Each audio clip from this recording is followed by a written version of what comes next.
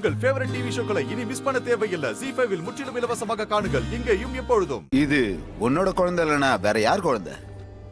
அப்புறம் ஏன் உன்னை இந்த குழந்தை அம்மான்னு கூப்பிடுது? பிரச்சனை வந்ததும் சமாளிக்க பாக்குறியா? போய் சொன்னாதானே சமாளிக்கணும். நான் எதையும் சமாளிக்க வேண்டிய தேவையில்லை. ஏன்னா உண்மையிலேயே இது என்னோட குழந்தை இல்ல.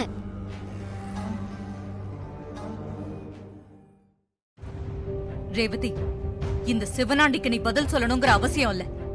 ஆனா இந்த கல்யாணத்துக்கு வந்திருக்கிற எல்லாருக்கும் இருக்கிற குழப்பத்தை நம்ம கிளியர் பண்ணணும்.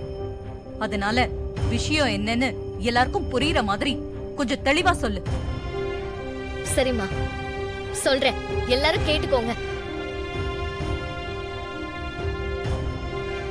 காலேஜ்ல எனக்கு மீனான ஒரு க்ளோஸ் ஃப்ரெண்ட் இருந்தா.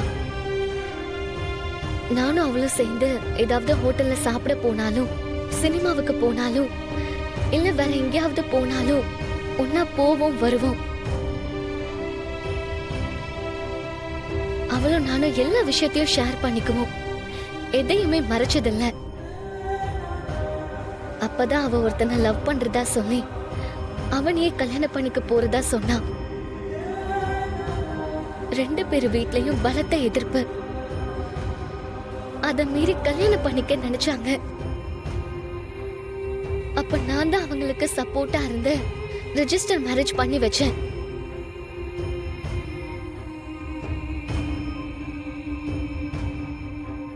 அவங்களும் சந்தோஷமாதான் லைஃப லீட் பண்ணாங்க. அவங்களுக்கு ஒரு குழந்தையும் பிறந்துச்சு. அது கொஞ்சம் வளர்ந்த சிச்சுவேஷன்ல ஒரு ஆக்சிடென்ட்ல மீனாவுக்கும் அவங்க ஹஸ்பண்டுக்கும் அடிபட்டுருச்சு. உயிருக்கு போராடிட்டு இருந்தப்போ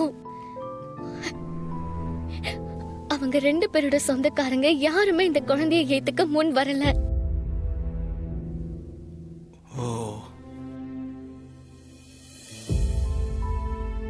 அப்ப அவ என்ன கூப்பிட்டு என் குழந்தைய இனிமே உன் குழந்தைய வளர்க்கணும்னு சொல்லி சத்தியம் வாங்கிட்டு இறந்துட்டான். அவளோட ஹஸ்பண்டும் இறந்துட்டாரு.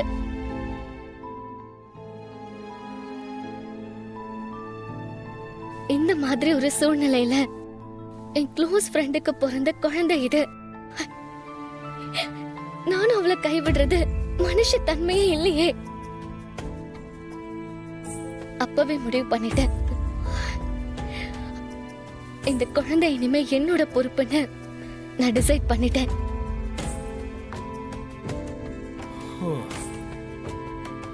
ZEE5 ஆப்பை டவுன்லோட் செய்து அனைத்து எபிசோடுகளையும் இலவசமாக பாருங்க.